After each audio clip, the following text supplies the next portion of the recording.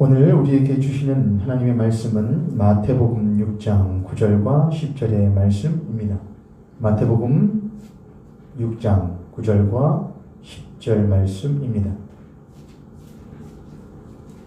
그러므로 너희는 이렇게 기도하라. 하늘에 계신 우리 아버지여, 이름이 거룩히 여김을 받으시오며 나라가 임하시오며 뜻이 하늘에서 이루어진 것 같이 땅에서도 이루어지이다. 아멘. 자, 오늘은 산상수훈의 40번째 시간입니다. 산상수훈 40번째 시간, 하나님 나라에 대해서 세 번째로 나누는 시간이 되겠습니다.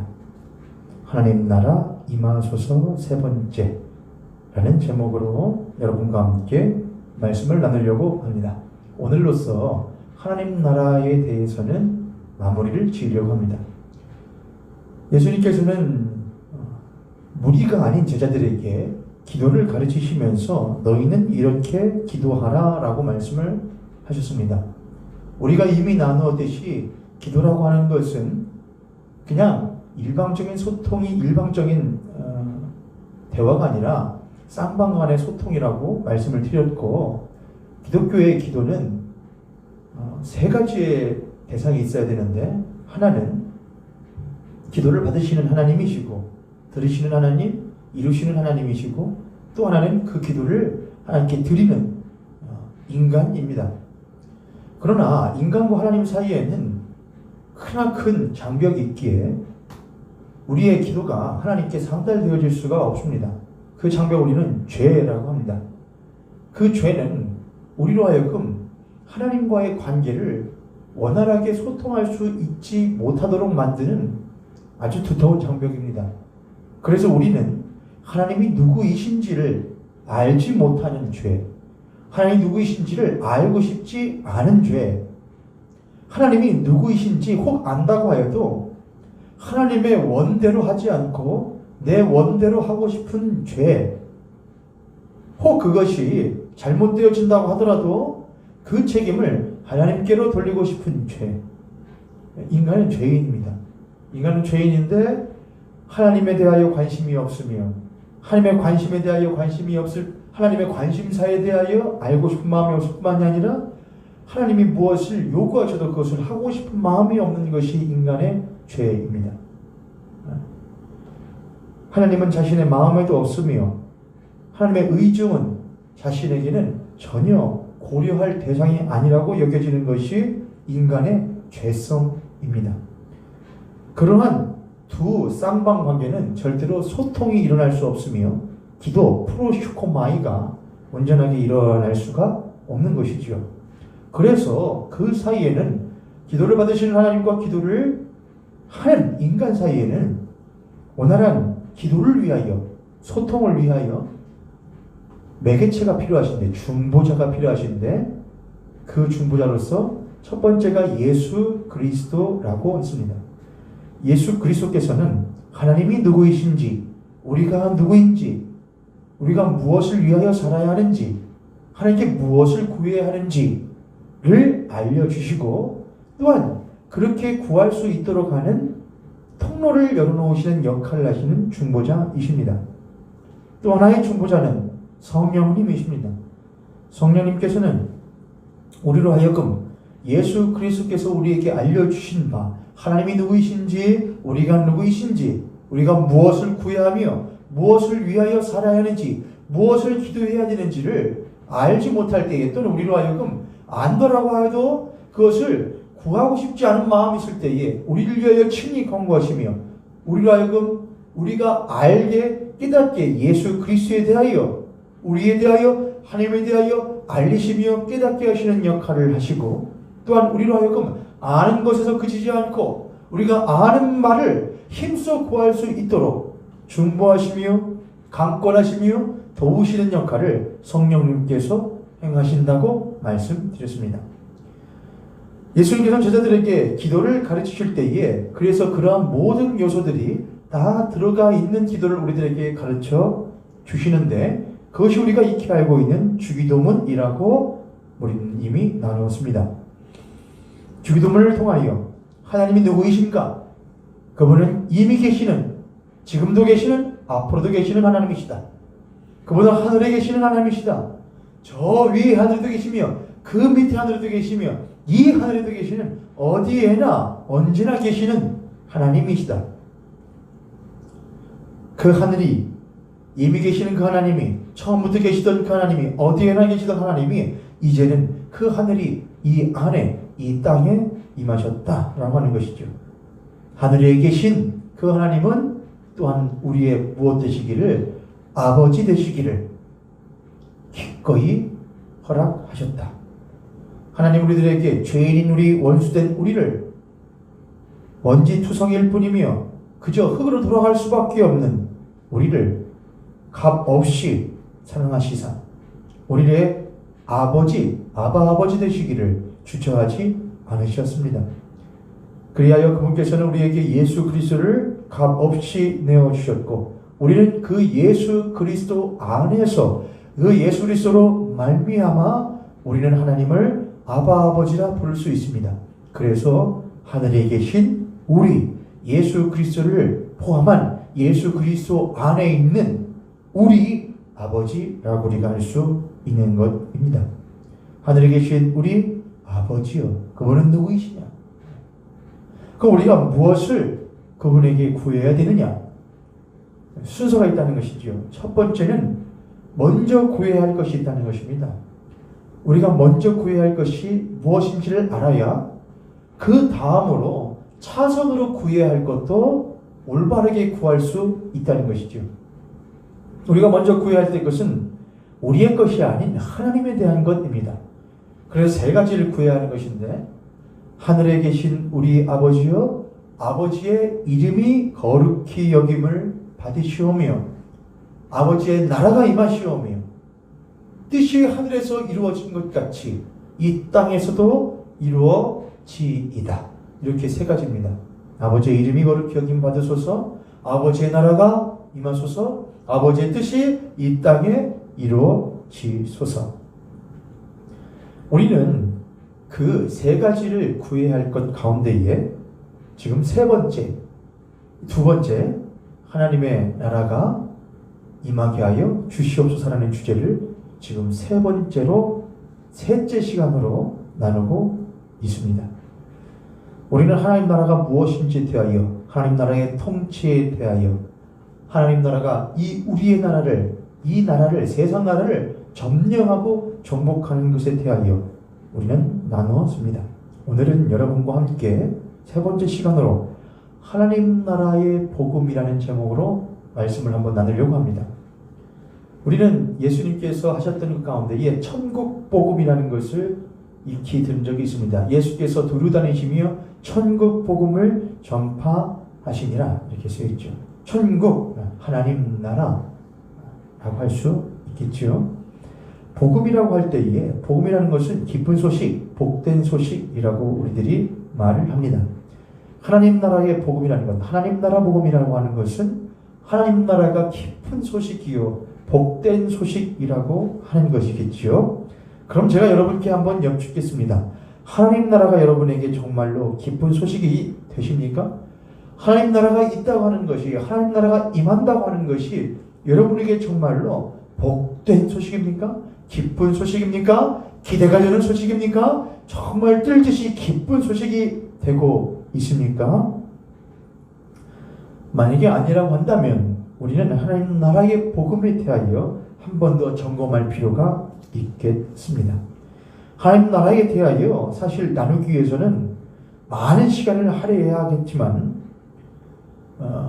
여러분과 함께 간략하게 나눠야 하기 때문에 매우 축약해서 전달할 수밖에 없음을 이해를 하시고 차후에 하나님 나라에 대한 부분만 가지고 여러분과 나눌 기회가 예전에 한 3년 전쯤에 했던 것 같습니다. 그런 기회가 한 번 더 있게 된다면 여러분과 또다시 나눌 수 있도록 하고, 오늘까지로 하나님 나라의 복음을 축약하여 전달하는 것을 마무리하도록 하겠습니다. 하나님 나라의 복음은 무엇인가? 왜 하나님 나라가 복되고 기쁜 소식인가? 여러분과 크게 세 가지로 나누어서 살피도록 하겠습니다.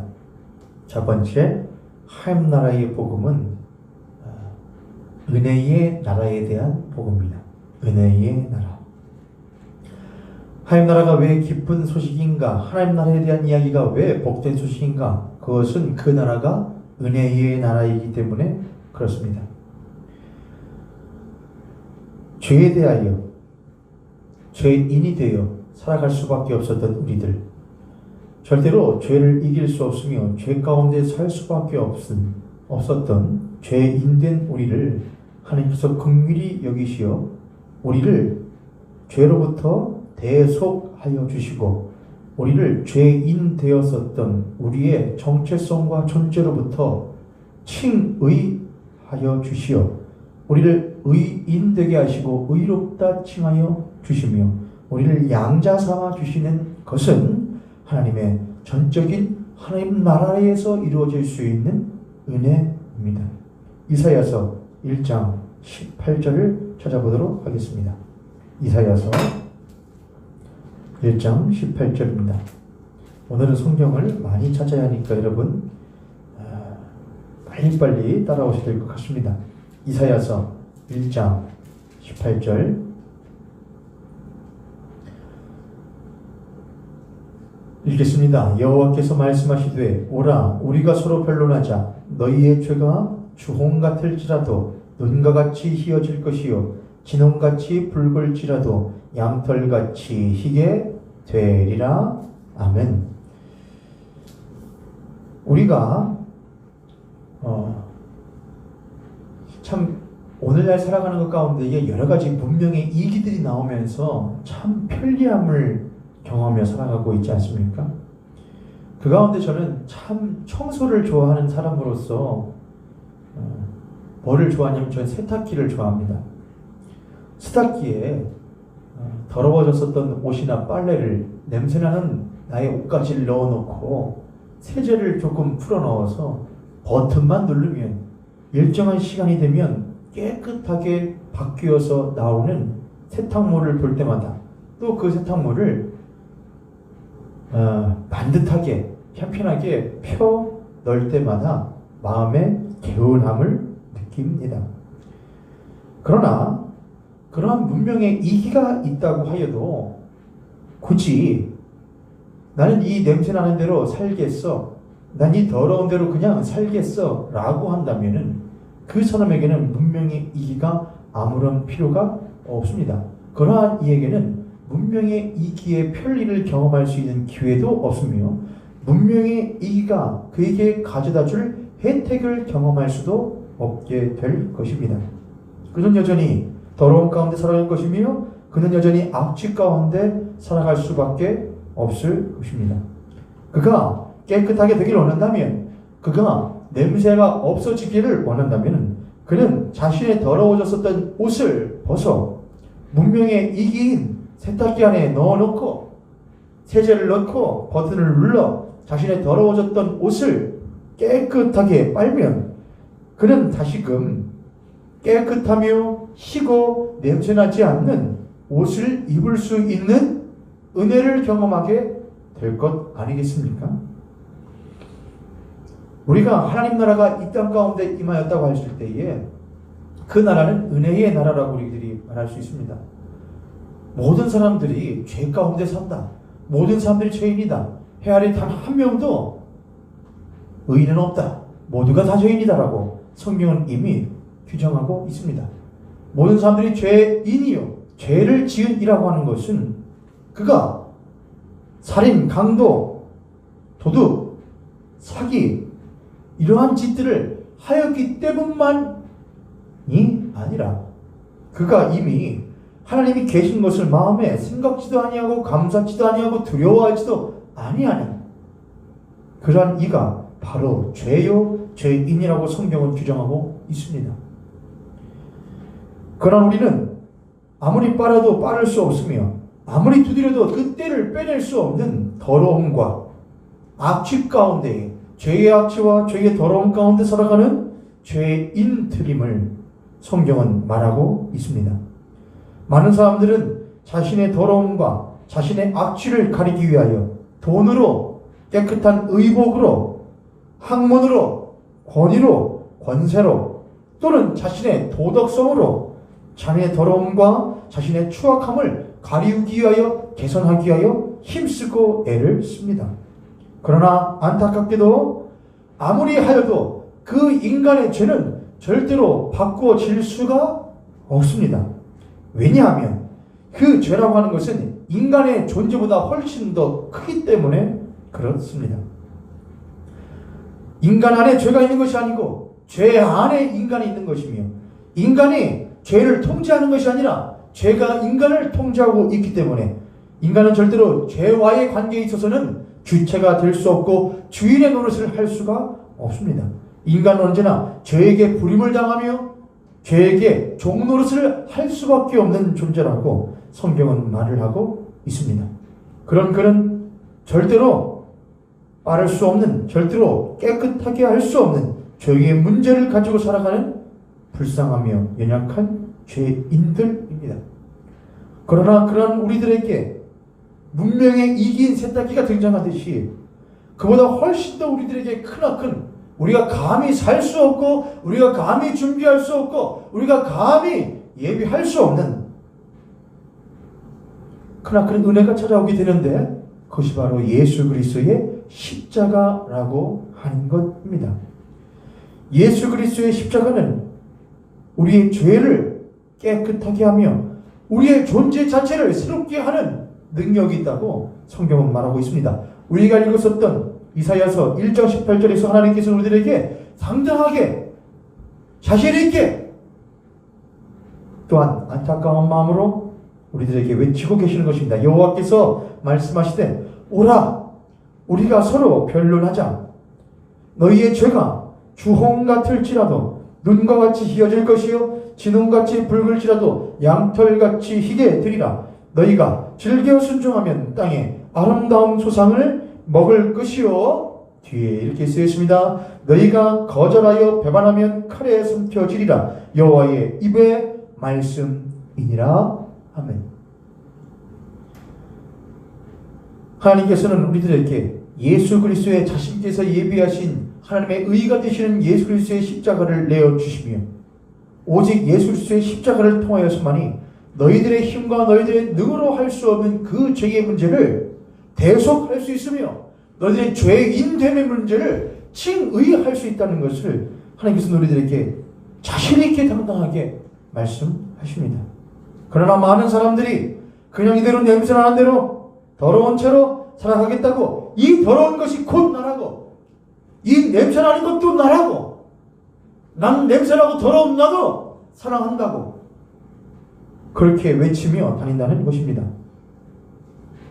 집에 자식이 있는데 냄새나는 옷을 입고 똥 묻은 옷을 입고 더러운 오물이 덕지덕지 붙은 옷을 입고 살아가는데 그저 그렇게 사는 너도 나는 좋아, 사랑이라고 하는 부모는 단 한 명도 없습니다.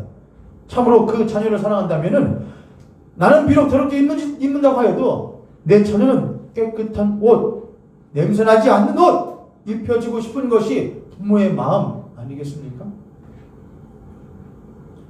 나도 더러운 옷 입고 싶지 않고 나도 깨끗한 옷 입고 싶지만 아무리 힘쓰고 애써도 나의 이 죄의 문제를 해결할 수 없다는 것을 절감할 때에 우리는 그 앞에서 포기를 해버리게 됩니다. 그래, 난 어쩔 수가 없는 존재야. 이것도 나야. 더러운 것도 나야. 거니 나는 나대로 살아가겠어. 아니요, 여러분. 그 속임수에 속아 넘어가지 않으시기를 주님의 이름으로 축복합니다. 성경은 그렇게 말하지 않습니다. 하나님은 그렇게 말하지 않습니다. 요즘에 많은 인문학 서적들이나 그런 것들을 보면은 가끔 그런 것들을 종종 그런 것들을 발견하게 되는데 뭐냐면은 나 자신을 사랑하라는 말이죠. 더러운 나도 괜찮은 나야. 이렇게 삐뚤어지고 왜곡되어진 나도 그것도 나야. 그리 나를 있는 모습 그대로 사랑해주자. 여러분, 있는 모습 그대로 나를 인정하는 것은 좋은 일입니다. 왜요? 있는 모습 그대로 나를 인정해야지만이 나를 객관적으로 살펴볼 수 있고 그 다음에 개선을 할 수 있기 때문에 그렇죠. 그러나 있는 모습 그대로 나를 살펴본다는 것은 매우 쉽지 않은 일이기 때문에 우리는 그것보다는 조금 더 수월한 방법을 선택합니다. 그건 무엇이냐? 있는 모습 그대로 객관적으로 나를 살펴보기보다는 그런 나를 그냥 덮어놓고 지나가는 것이지요. 그것이 훨씬 더 수월하며 가슴 아프지 않기 때문에 그렇습니다. 그래서 혹 왜곡되어지고 더럽고 냄새나고 추악하다고 할지라도 그냥 그것도 나련히 넘어가는 것. 그것은 나를 사랑하는 것이 아니라 나를 방관하는 것이며 반대로 나를 미워하는 것입니다. 그런 사람들은 반드시 끼리끼리 모이게 되어 있습니다. 왜냐하면 그 가운데 있어야지만이 자신의 숨김을 합리화할 수 있고 정동할 수 있기 때문에 그렇습니다. 하나님께서는 우리들에게 하나님의 나라를 허락하여 주시며 그 나라는 기쁨이 있는 나라, 그 나라는 은혜가 충만한 나라라고 말씀을 하십니다. 그 나라 가운데서는 숨길 것이 없습니다. 우리가 하나님 앞에 나아갔을 때에 주님 나는 죄인이에요. 주님 나는 죄예요. 난 더러워요. 난 냄새나요. 나는 이러한 내 모습이 싫어서 아둥바둥해봤지만 내 스스로가 이길 수 없다는 것을 경험하고 그냥 이것도 나라고 여기며 살기로 했어요. 라고 하는 우리에게 주님께서는 크나큰 은혜로 찾아오시어서 내가 너를 사랑하노라고, 내가 너를 변화시킬 수 있노라고, 내가 너를 깨끗게 하겠노라고, 값없이 대가 없이 오직 하나님께서 모든 대가를 예수 그리스도의 십자가로 인하여 치루어 내시고 우리에게 모든 그 은혜와 혜택을 허락하여 주시겠나라고 약속하여 주시고 계십니다. 하오니 그 하나님 나라가 어찌 우리들에게 은혜의 나라가 아니겠으며 어찌 우리들에게 기쁜 소식이 아닐 수가 있겠습니까? 더 이상 숨지 않아도 되고 더 이상 거짓된 나를 진짜인 나로 위장하지 않아도 되고 속이지 않아도 되며 그저 하나님 앞에 나아가 그 나라에서는, 하나님 나라에서는, 하나님의 통치 가운데 있는 나라에서는 참으로 내가 누구인지를 깨달으며 하나님 누구이신지를 깨달으며 하나님 앞에서 내가 어떤 존재인지를 깨달아가는 것이 어찌 기쁜 소식이 아니겠습니까? 그분 앞에서는 나는 귀한 자녀요. 그분 앞에서 나는 사랑받을 만한 자녀요. 그분 앞에서 나는 예수 그리스도의 십자가의 피값으로 산 귀한 존재라는 것을 우리는 깨닫게 될 때에 우리는 더 이상 가릴 필요가 없다는 것을, 더 이상 속일 필요가 없다는 것을 깨닫게 됩니다. 사랑하는 모임교회 성도님들, 여러분 스스로를 속이며 여러분 스스로를 위장하며 여러분 스스로를 가리우는 그 힘든 일을 그만하시기를 축복합니다. 그 일은 하지 않으셔도 됩니다. 그 일보다도 하나님 앞에 나와 여러분이 누구이신지를 솔직하게 내어놓으십시오.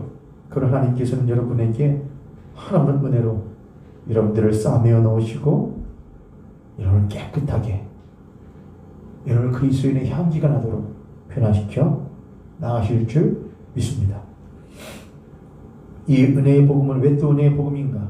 로마서 5장 8절에 이런 말씀이 있습니다. 로마서 5장 8절입니다. 로마서 5장 8절, 우리가 아직 죄인 되었을 때에 그리스도께서 우리를 위하여 죽으심으로 하나님께서 우리에 대한 자기의 사랑을 확증하셨느니라. 우리가 아직 죄인 되었을 때에, 우리가 아직 죄인 되었을 때에 하나님께서 우리를 먼저 사랑하시어서 예수 그리스도의 십자가로 말미암아 하나님의 사랑을 우리에게 확실히 증거하여 주셨다는 말씀이지요. 또한 구절 보고 에베소서 2장 8절입니다. 너희가 그 은혜에 의하여 믿음으로 말미암아 구원을 받았으니 이것은 너희에게서 난 것이 아니요 하나님의 선물이라. 행위에서 난 것이 아니니 이는 누구든지 자랑치 못하게 하려 함이라. 아멘. 이 두 성경 구절들이 말하고 있는 것이 무엇입니까? 앞에 말했던 것과 마찬가지로 무가치하며 무능력한 존재라는 것을 성경은 우리들에게 말해주고 있지 않습니까? 우리가 아직 죄인 되었을 때에, 이 죄인이라고 하는 것은 단순히 벌받아야 될 죄인 그 정도가 아니라 무가치한 존재이자 무능력한 존재이자 악한 존재라는 것을 말하고 있는 것입니다. 저와 여러분이 무가치하며 무능력한 존재라는 것이죠. 무가치하며 무능력한 우리가 아직 그런 무가치하며 무능력한 죄인 되었을 때에 하나님께서 우리를 사랑하사 하나님의 아들 예수 그리스도를 십자가에 내어주심으로 말미암아 우리를 하나님께서 얼마나 사랑하시는지를 확실히 증거하여 주셨다. 그것으로 말미암아 무가치하고 무능력한 우리는 하나님의 자녀가 되는 권세를 얻을 수 있게 되었다. 너희가 이 하나님은 은혜로 인하여 믿음으로 말미암아 구원을 얻었나니 이것이 우리에게서 난 것이 아니요 하나님의 은혜의 선물이라. 아멘. 우리는 그 하나님의 선물을 절대로 받을 수 없고 받을 가치도 없고 받을 능력도 없는 자가 하나님의 자녀됨의 선물, 하나님의 아들 예수 그리스도를 내 안에 모시는 선물, 성령 하나님과 동행하는 선물을 우리는 받아들일 수 있게 된 것이죠. 그것이 어찌 우리들에게 은혜가 아니며 그것이 어찌 우리들에게 기쁜 소식이 아닐 수가 있겠습니까? 너희가 그 은혜로 인하여 믿음으로 말미암아 구원을 얻었나니 이것이 너에게서 난 것이 아니요 하나님의 선물이라. 누구든지 자랑치 못하게 하느니라. 우리가 자랑할 수 없는 존재라는 것이죠. 우리는 무가치하며 무능력한 존재인데 그저 하나님의 선물로서 은혜로 값없이 받았으니 우리가 어찌 자랑할 수 있으며 자랑할 것이 있겠냐 하는 것이죠. 우리는 그저 하나님 나라 안에 있을 때에 하나님은 은혜에 대하여 감사하며 함께 찬양할 수밖에 없는 것이죠. 그래서 하나님 나라의 삶을 사는 그리스도인에게는 항상 시시때때로 은혜의 능력이 나타나기 마련입니다. 감사의 반응이 나타나기 마련입니다. 가만히 생각해 볼 때에 때로는 억울하고 때로는 이해되지 않고 때로는 원망, 불평이 생길 때가 없는 것은 아니지만 그 가운데에서 죄인 되었던 나를 대속하시고 의롭다고 칭하여 주신 하나님의 은혜, 무가치하며 무능력한 나를 하나님의 자녀로 삼아주시고 하나님의 양자 삼아주시고 하나님의 천국 백성 되는 권세를 허락해 주시며 누릴 수 있게 해주신 그 은혜, 아무것도 가지고 없는 자가 살아계신 하나님을 내 안에 가시며 예수 그리스도를 내 안에 모시고 살 수 있게 되는 무일푼한 자가 모든 것을 가진 자가 되는 그 은혜, 그걸 생각해 볼 때에 내가 결국에 할 수 있는 것은 감사뿐이구나 라고 하는 것이지요. 그래서 그리스도인은 하나님 나라의 삶을 사는 그리스도인은 그의 삶에 결국 그 마무리가 감사로 끝나지 않을 수가 없게 되는 것입니다. 사랑하는 성도님들, 하나님 나라의 삶을 살아가고 계십니까? 아니면 지옥의 삶을 살아가고 계십니까? 하나님 나라의 삶은 은혜가 충만한 삶이고 그 반대로 지옥은 저 땅 밑에도 있을지는 모르겠지만 그 지옥은 지금 이 자리에도 여러분의 삶에도 있을 수 있습니다. 하나님의 나라가 은혜가 풍성한 나라라고 한다면 그 반대로 지옥은 하나님의 은혜가 거두어진 나라입니다. 은혜가 없는 나라. 하나님의 나라가 항상 감사가 그 마무리가 되는 나라라고 한다면 그 반대로 지옥은 원망과 불평이 항상 마무리가 되어지는 나라, 삶이 될 것입니다. 여러분의 삶을 하나님의 은혜로 충만하게 하시기를 축복합니다.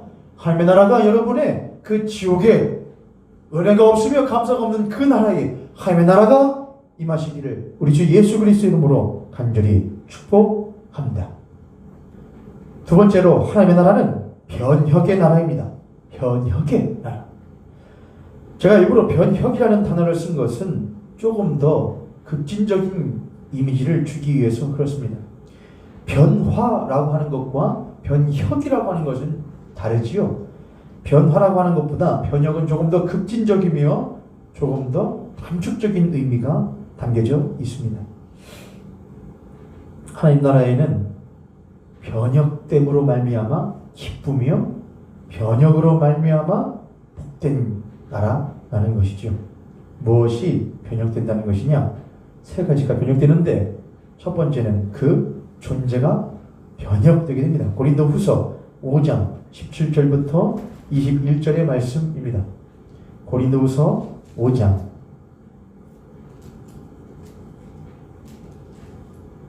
17절부터 21절. 제가 읽겠습니다. 여러분도 성경을 찾으시고요. 고린도후서 5장 17절부터 21절. 그런즉 누구든지 그리스도 안에 있으면 새로운 피조물이라. 이전 것은 지나갔으니 보라 새 것이 되었도다. 아멘. 쭉 뒤로 나가게 되면은 20절. 그러므로 우리가 그리스도를 대신하여 사심이 되어 하나님이 우리를 통하여 너희를 권면하시는 것 같이 그리스도를 대신하여 간청하니 너희는 하나님과 화목하라. 하나님이 죄를 알지도 못하신 이를 우리를 대신하여 죄로 삼으신 것은 우리로 하여금 그 안에서 하나님의 의가 되게 하려 하심이라. 아멘. 우리의 존재가 변화되었다는 말씀을 고린도후서에서 바울이 말하고 있는 것이죠. 그런즉 누구든지 우리 주 예수 그리스도 안에 있으면 새로운 피조물이라. 이전 것은 지나갔으니 보라 새 것이 되었도다. 아멘. 우리는 우리가 변화된 사람인지 변형된 사람인지 종종 의심할 때가 많이 있습니다. 왜냐하면 우리의 겉사람의 모습들이 계속해서 드러나기 때문에 그렇습니다. 여전히 옛날에 했던 방식대로 생각하고 했던 방식대로 말하고 했던 방식대로 삶을 살아가는 나의 모습을 볼 때마다 내가 정말 예수 믿는 사람 맞아? 내가 정말로 그리스도인 맞아? 라는 생각을 우리 스스로 하며 목사는 스스로를 목사라 부르고 집사는 스스로를 잡사라 부르며 자신을 낮추기보다는 깎아내리기 일수입니다. 그럼에도 불구하고 하나님께서 우리들에게 전 모르겠습니다 여러분. 그럴 수도 있죠. 하나님 나라가 여러분에게 아직 임하시지 않았을 수도 있죠. 그렇기 때문에 임하소서니까요. 지난주에도 했지만 그 나라는 이미 도래하였지만 아직 오지 않은 나라니까요. 오고 있는 나라니까요. 이미 왔지만 아직 완벽하게 우리의 나라 가운데에 온전한 통치를 드러내지 못하고 있는 나라는 것이죠. 왜 그렇다고 그랬죠 여러분? 그건 우리가 회개하지 않기 때문이라고 그랬지요. 우리의 존재가 변혁되어졌고 하나님께서는 우리를 예수 그리스도 안에 있을 때에 새로운 피조물이라고 새로운 피조물로서 변혁되었다고 하나님께서는 말씀하셨습니다. 그러나 우리가 그러한 나라가 이미 도래했음에도 불구하고 여전히 그 하나님의 나라가 우리의 나라 가운데에 임하여 우리의 죄된 나라를 통치하고 우리의 죄된 나라를 점령하여 주시기를 극구 반대하며 지연시키려고 할 때에 우리의 존재의 변혁은 일어날 수 없을 것입니다. 하나님께서는 이미 우리들을 구원하여 주시어서 우리를 하나님의 자녀로서 이미 삼아 주셨지만 우리 가운데는 여전히 옛 나라의 습성들이 남아있어 우리가 정말로 존재가 변형되어진 나라가 맞는가? 우리가 하나님의 나라로서 바뀌어진 나라가 맞는가? 그분의 통치 가운데 있는 나라가 맞는가? 의구심이 들 때가 많이 있다는 것입니다. 그러나 그럴 때마다 우리는 이 기록되어진 하나님의 약속의 말씀을 붙들고 날마다 싸워 나가야 되는 것입니다. 무엇입니까? 보라, 내가 비록 나의 삶이 여전히 변화되지 않은 것 같고 여전히 세상 나라의 사람 같고 여전히 죄된 나라의 죄인의 삶을 살아가는 것처럼 날마다 드러나며 보여지지만 그럴수록 우리가 하나님 앞에 나아가며 고백해야 되는 것, 우리 스스로에게 고백하며 말해야 되는 것은 무엇이냐? 누구든지 예수 그리스도 안에 있으면 새로운 피조물이라. 이전 것은 지나갔으니 보라 새 것이 되었도다 라고 하는 말입니다. 이전 것은 지나갔으니 보라 새 것이 되었도다. 우리는 이미 지나간 것을 볼 필요가 없습니다. 이미 지나가서 흘러내려가는 것을 뒤를 돌아보며 안타까워할 필요가 없습니다. 이전 것은 지나간 것입니다. 우리는 이제 예수 그리스도로 말미암아 예수 그리스도 안에서 임하여 버린 하나님의 나라를 다가올 하나님의 나라, 다가오고 있는 하나님의 나라를 기대하며 우리의 마음을 열고 우리의 몸을 열고 하나님 앞에 그 나라를 받아들일 준비를 하는 것이 지혜로운 그리스도이며 마땅히 그리스도인이 행해야 할 삶의 모습인 것입니다. 그러나 많은 사람들이 그 나라를 준비하기보다는 이미 지나가 버린 옛 나라를 추억하며 옛 우리의 삶을 추억하며 그 나라가 다시 한번 돌아오기를, 옛 우리의 죄된 삶이 다시 한번 돌아오기를 그리워하고 있다면 존재의 변혁은 일어날 수 없을 것입니다. 하나님께서는 우리의 존재를 변혁시키십니다. 새로운 피조물이요, 새 사람이요, 새 능력이요, 새 말이요, 새로운 생각이요. 하나님의 손이 짧아 우리를 구원치 못하심이 아닙니다. 그의 귀가 둔하여 듣지 못하심도 아닙니다. 그보다는 변혁되기를 거부하며 변혁되기를 두려워하며 변혁되기를 애써 지연시키려고 하는 우리의 이 죄과가, 우리의 죄의 습성이 너무나 강하기 때문입니다. 그럼 우리들에게 존재의 변혁이라는 것은 기쁜 소식이 아닙니다. 하나님 나라가 변혁의 나라라고 하는 기쁜 소식이 되지 않습니다. 왜요? 나는 이미 기득권이기 때문에 그래요, 여러분. 기득권들이 싫어하는 것이 변혁입니다. 그래서 기득권들은 보수의 성향을 띠기가 매우 쉽습니다. 기득권들은 항상 안정되어 있기를 원하고 자신이 일궈놓은 것들이 항상 안정적으로 낮춰지지 않기를 바라는 습성들이 있습니다.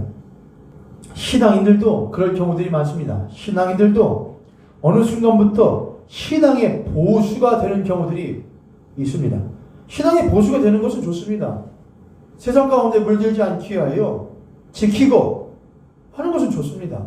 그러나 그것이 나의 삶 가운데 이런 다른 의미로서 신앙이 보수가 된다는 하는 것은 애써 그리스도인이긴 하지만 명목상의 그리스도인이 되어서 나의 삶 가운데에 신앙, 종교의 삶을 살면서 얻고 싶은 것은 얻고 또한 반대로 세상에서는 세상 나름대로의 것을 얻어가면서 누리면서 살기를 원하여 예수 그리스도의 제자로서 자기를 부인하고 자기 십자가를 지는 삶을 살아 변혁되어지는 삶으로 초청하시는 그 예수 그리스도의 부름에 애써 부인하며 살아가는 그리스도인들이 적지 않다는 것입니다.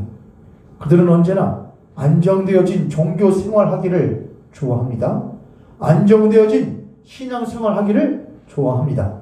그들은 자신의 존재가 변혁되어지는 것보다는 그저 자신이 변화받은 변혁된 것 같은 성도로서의 삶을 살아가는 안정을 추구하는 경우들이 굉장히 많습니다.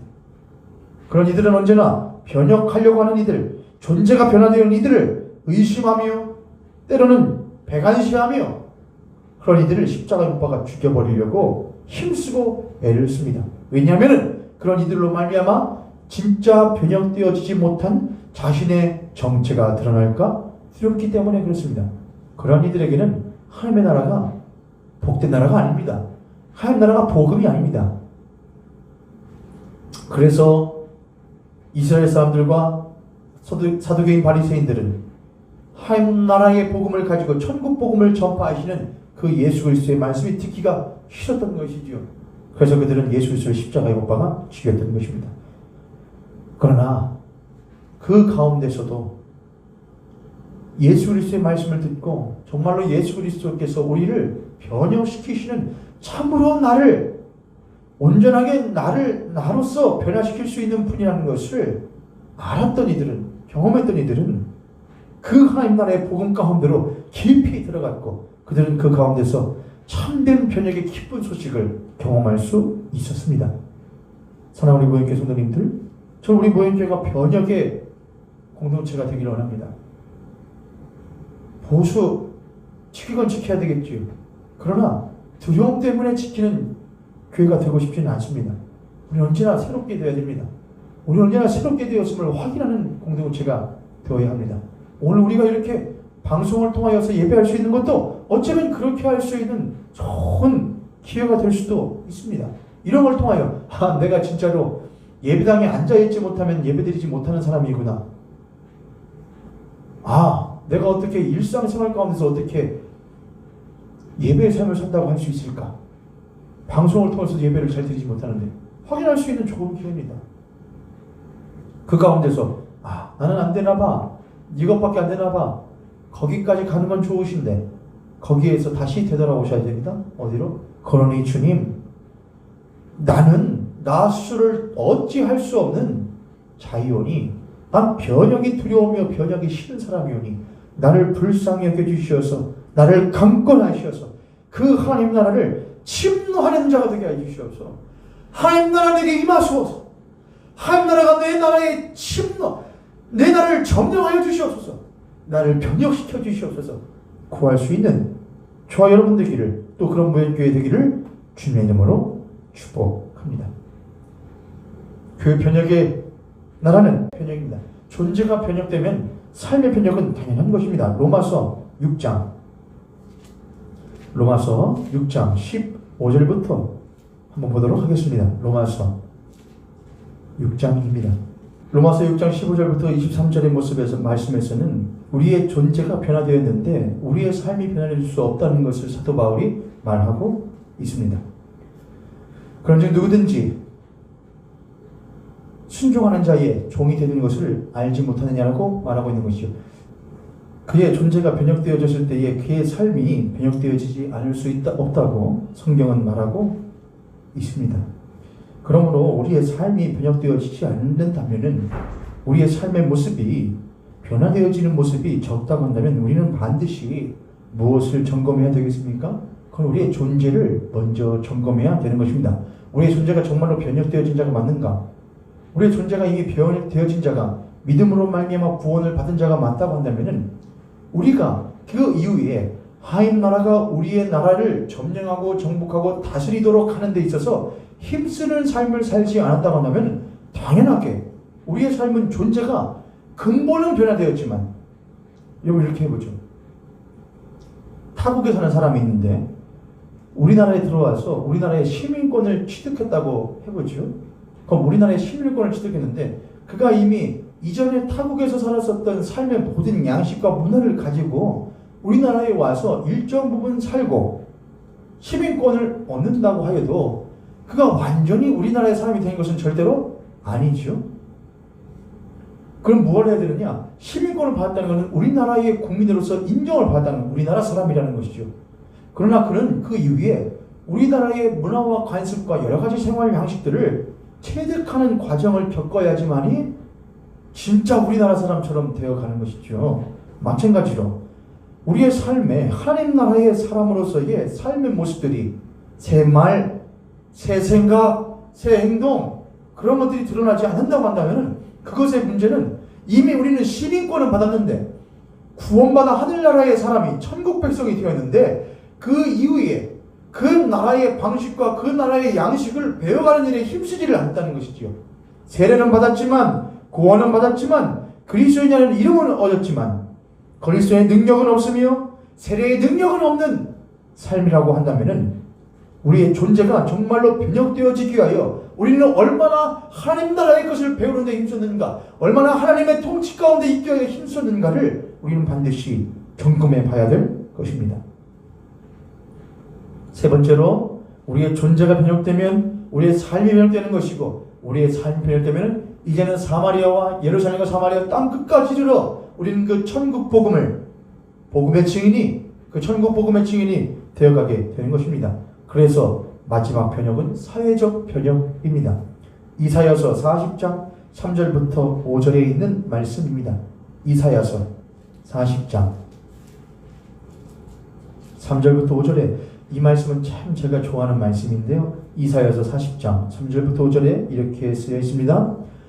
외치는 자의 소리여 이르되 너희는 광야에서 여호와의 길을 예비하라. 사막에서 우리 하나님의 대로를 평탄하게 하라.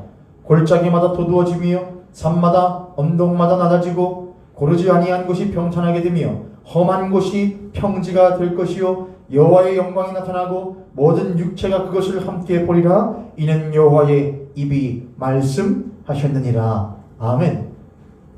골짜기는 낮아지고 산마다 언덕마다 낮아지고 골짜기는 도두어지고 산마다 언덕마다 낮아져서 평지가 평탄하게 되는 것, 그것이 하나님의 나라라고 말합니다.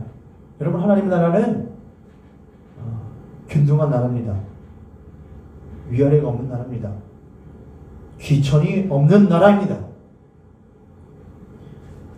그런 하나님의 나라를 1차적으로 우리는 이 땅 가운데 찾아봐야 되는 곳이 교회입니다.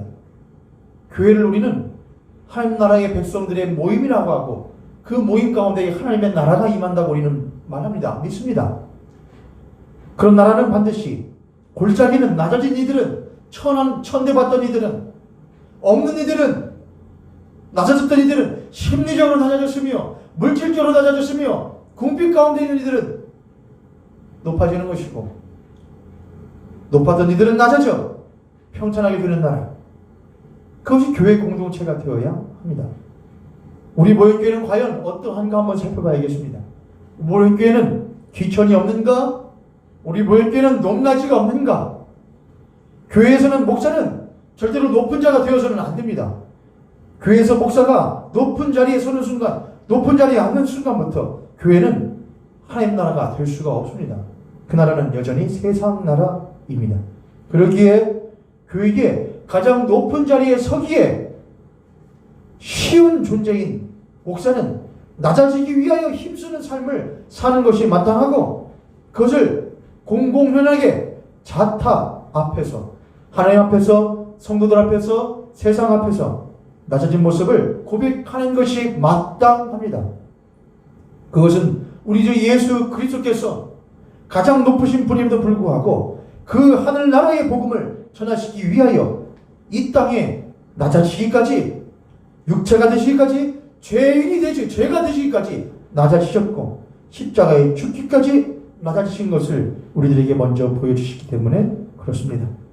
그렇기에 교회에서는 있는 자가, 높은 자가 오히려 낮아지며 없는 자가 되어야 되는 것이고, 오히려 없는 자들이 있고 오히려 전한 자들이 귀함을 받는 그런 교회 공동체가 하나님의 나라이며, 그 하나님의 나라를 통하여서 이 사회의 세상에 천대받고 멸시받으며 어려운 가운데 있는 이들이 관심을 받으며 귀함을 받으며 도움을 받을 수 있는 세상이 되어야 되는 것입니다. 교회는 그 일을 위하여 앞장서야 합니다.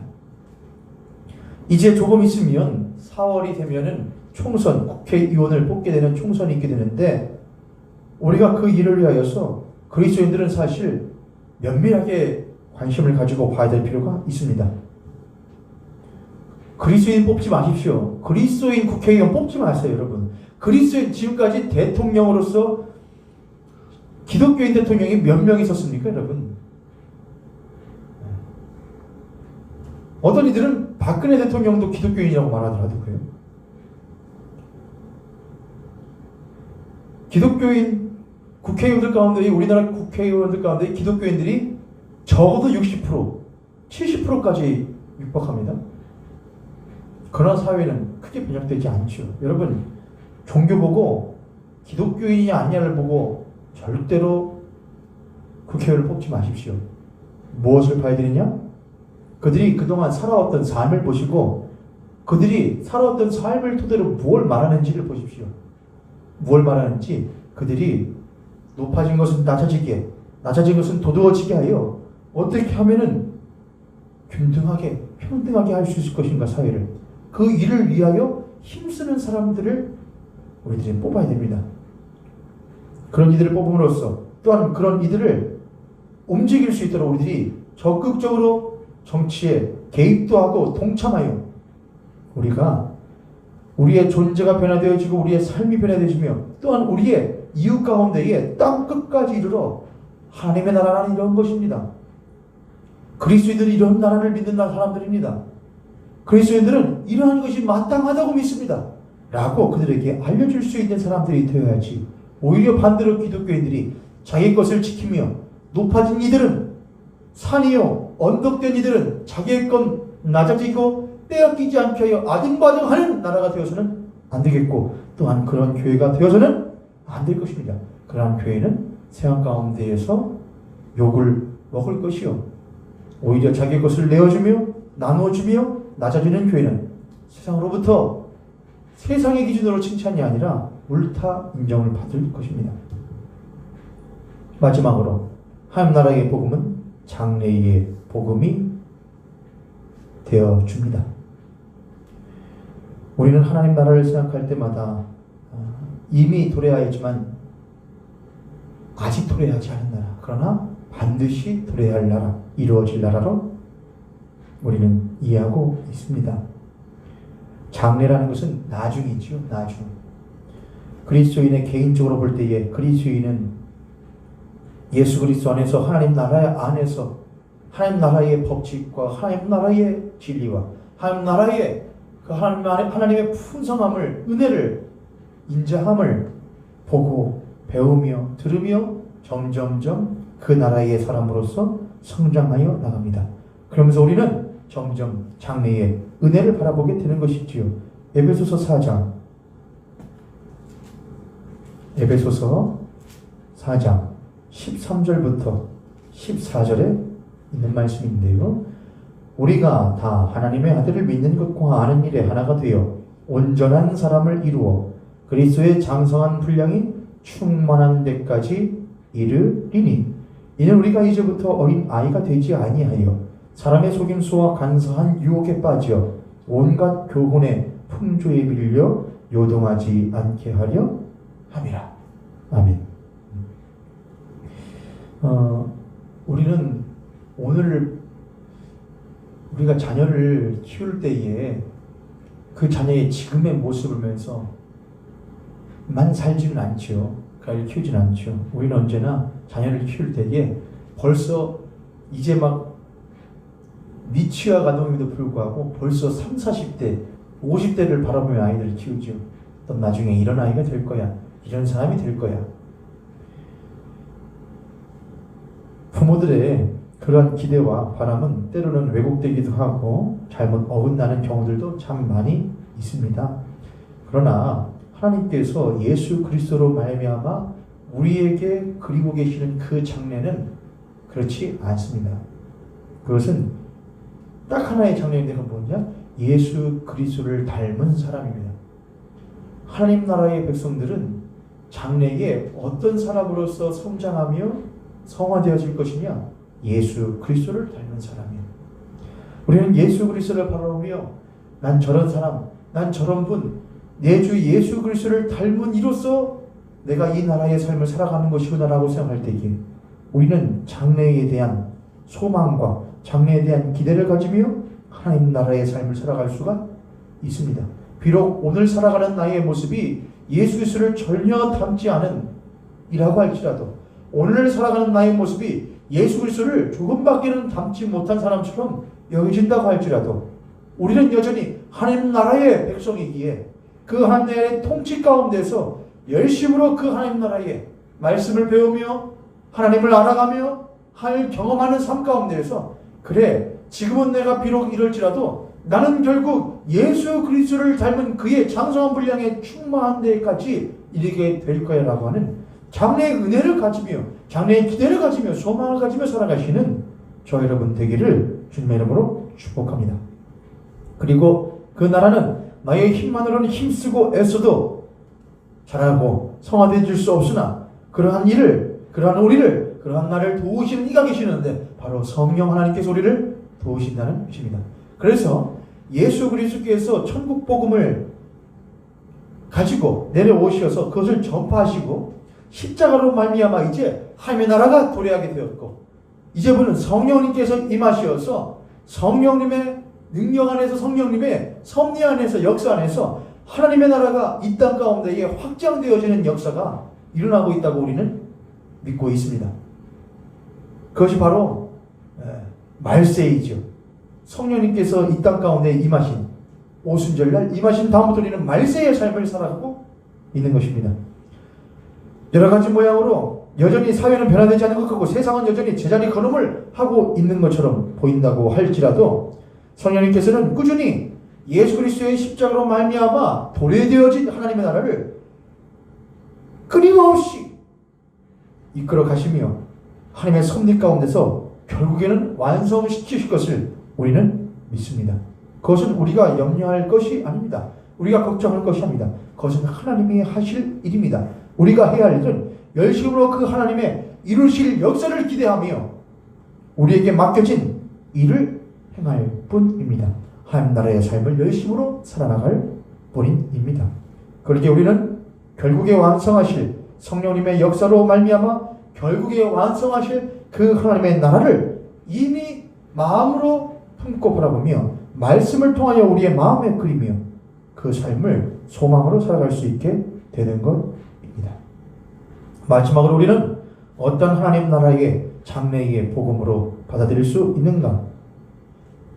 우리가 이미 알고 있다시피 개인적으로 우리의 죽음 이후에 그 영원한 하나님 나라에 들어갈 것과 거기에서의 반가운 재회를 우리는 장래의 복음으로 받아들일 수 있습니다. 히브리서 11장 13절부터 16절까지의 말씀입니다. 히브리서 11장 13절부터 16절 말씀 제가 읽겠습니다. 이 사람들은 다 믿음을 따라 죽었으며 약속을 받지 못하였으되 그것들을 멀리서 보고 환영하며 또 땅에서는 외국인과 나그네임을 증언하였으니 그들이 이같이 말하는 것은 자기들이 본향 찾는 자임을 나타냄이라. 그들이 나온 바 본향을 생각하였더라면 돌아갈 기회가 있었으려니와 그들이 이제는 더 나은 본향을 사모하니 곧 하늘에 있는 것이라. 이러므로 하나님이 그들의 하나님이라 일컬음 받으심을 부끄러워하지 아니하시고 그들을 위하여 한 성을 예비하셨느니라. 아멘. 우리의 믿음의 선조들은 항상 장래의 소망을 가지고 살아가는 사람들이었습니다. 그들은 이 땅에서의 소망보다도 장래의 하나님께서 이루실 또한 우리를 영접하실 그 나라에 대한 소망을 가지고 살아가던 그리스도인들이었습니다. 하나님 나라는 이 나라에도 이 지금의 이 세상에도 이루어진다. 또 우리는 그 이루어질 것을 바라며 산다. 그리고 동시에 우리는 우리가 이 세상을 떠났을 때에 우리에게 허락하여 주실 그 한 성을 소망하는 마음으로 살아간다. 그 더 나은 본향을 사모하는 삶을 살아가는 것입니다. 또한 우리는 그 나라의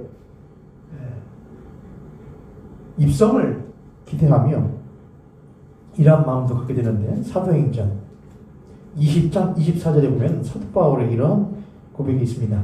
내가 달려갈 길과 주 예수께 받은 사명 곧 하나님의 은혜의 복음을 증언하는 일을 마치려 하면은 나의 생명조차 조금도 귀한 것으로 여기지 아니하노라.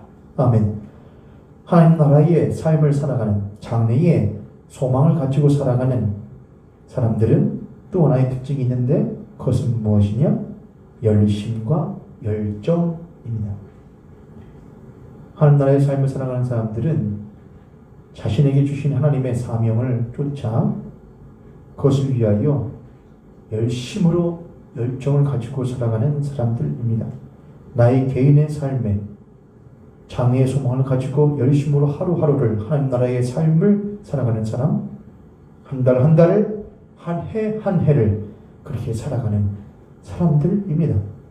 우리의 삶 가운데에 이 땅에서의 나의 나라와 나의 집과 나의 아내를 세우기 위하여 힘쓰고 애쓰는 것 그보다 훨씬 이상으로 내가 주님 앞에서 변혁되어진 그리스도인, 내가 주님 앞에서 은혜의 복음 가운데 살아가는 그리스도인, 내가 예수 그리스도 안에서 장래의 소망을 가지고 살아가는 그리스도인으로 살아가기 위하여 열심과 열정을 가지고 십자가 붙들고 나아가는 우리가 바로 하나님 나라의 삶을 사는 사람들입니다.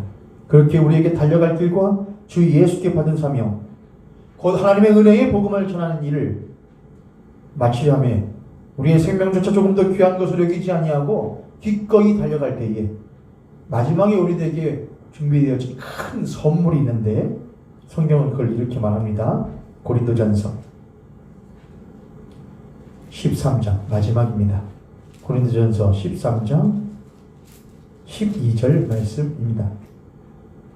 고린도전서 13장 12절 우리가 지금은 거울로 보는 것 같이 희미하나 그때에는 얼굴과 얼굴을 대하여 볼 것이요 지금은 내가 부분적으로 아나 그때에는 주께서 나를 아신 것 같이 내가 온전히 알리라. 아멘. 이거를 이 아는 것을 이 땅에서의 사음화 또는 성결의 은혜로 설명할 수도 있겠습니다. 그러나 저는 이것을 또한 우리가 이 땅에서 선한 싸움을 다 싸우고 우리의 달려갈 길을 다 마친 이후에 우리가 그토록 장래에 보기를 원하였던 그 하나님과 우리 주 예수 그리스도와 얼굴과 얼굴을 마주하고 또한 우리 앞서 먼저 선한 싸움과 달려갈 길을 힘써 달려갔었던 우리의 신앙의 선배들을 얼굴과 얼굴을 마주하고 재회하게 될 때에 그것이 우리에게 가장 큰 선물 아니겠는가? 우리의 가장 큰 장래의 소망 아니겠는가 그런 생각이 듭니다. 사랑하는 모형교회 성도님들, 하나님 나라는 우리에게 기쁜 소식입니다.